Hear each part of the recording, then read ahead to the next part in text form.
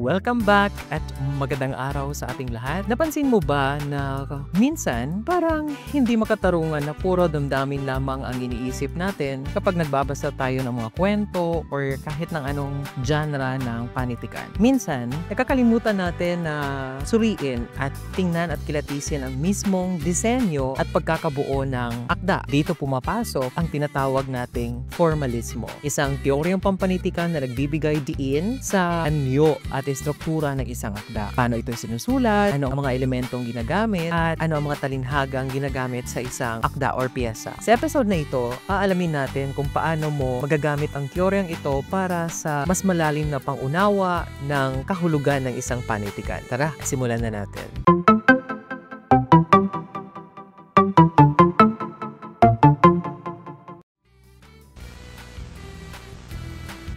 Isipin mo ang paboritong tula na sinulat sa atin ni Jose Rizal na may pamagat na Sa Aking Mga Kabata. Madalas nating sinasabi, wow, ang ganda naman ang mensahe ng tulang ito. Pero ang tanong, paano mo nasabing maganda ito? At ang sagot, dahil mahusay ang pagkakabuo ng mga salita, mahusay ang tugma, at maging ang talinhaga. Sa formalismo, ang focus nito ay nasa mismong teksto. Walang halong kwento ng may akda o yung tinatawag nating authorial intent. Walang halo ng kasaysayan or walang halo ng aspekto na pangunawa ng lipunan. Ang layunin nito ay pag-aralan lamang kung paano nabuo ang teksto or paano nabuo ang akda at kung paano ito gumagana bilang isang ganap na piraso ng sining. Ngayon, bakit nga ba ito mahalaga? Ang formalismo ang nagtuturo sa atin na bigyang pansin ang detalye ng pagkakasulat ng akda sa halip na umasa tayo sa konteksto sa labas ng akda, ang mismong teksto na ang magbibigay sa atin ng batayan sa ating pangunawa sa kahulugan. At ituturing natin ang mismong akda bilang autonomous artifact. Ibig sabihin ng autonomous artifact, the text itself could stand alone. Wala ka nang titingnang aspekto sa iyong pangunawa. Wala ka nang ibang basis. Hindi mo na uunawain ang meaning ng text sa kung paano magre-respond ang reader or kung ano ang intensyon ni author. Kundi, ang titingnan mo lamang ay kung ano ang nababasa mo based sa elemento na ginamit sa isang akdang ating sinulat or binabasa. Halimbawa, sa tula, paano binibigyang diin ng tugma at sukat ang damdamin sa isang maikling kwento? Paano ginagamit ang simula, ang saglit na kasiglahan, ang tunggalian, ang kakalasan, at ang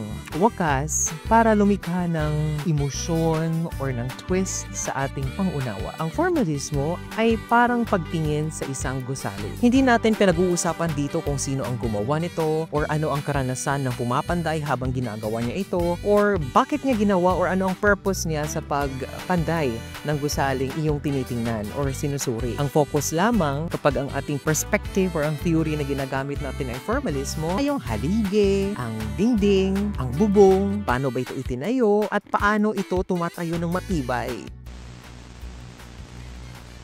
Pero teka, hindi ba masyadong limitado ang ganitong uri ng pananaw? Actually, hindi naman. Sa katunayan, ang pagsusuri gamit ang formalismo ay nagtuturo sa atin na pahalagahan ang craftsmanship ng mga manunulat. Ipinapakita nito na ang kahulugan ay hindi lang nasa kwento, kundi nasa mismong paraan ng pagkakalahad ng kwento. Kapag sanay ka ng gumamit ng formalismo, mas madali mo lang makikita ang mga detalyeng nagpapaganda sa isang akda. Pero, para itong pagsusuri sa isang puzzle na ang bawat piraso ay napaka-mahalaga. Kaya sa susunod na babasahin mo ang paborito mong tula o kwento or nobela man yan, subukan mong i-apply ang teoryang formalismo. Tanungin mo ang sarili mo, ano ang anyo ng akdang aking binabasa? Paano nakakaapekto ang mga elemento ng akdang aking binabasa sa aking pangunawa? Sa susunod nating episode, lipat naman tayo sa teoryang mas malapit sa lipunan, ang teoryang sosyologikal. Paano ba iniimpluwensyahan ng lipunan ang mga tauhan sa teksto, ang kwento mismo, or ang mismong akda? Abangan natin yan sa susunod nating video. Huwag mo kalimutang mag-subscribe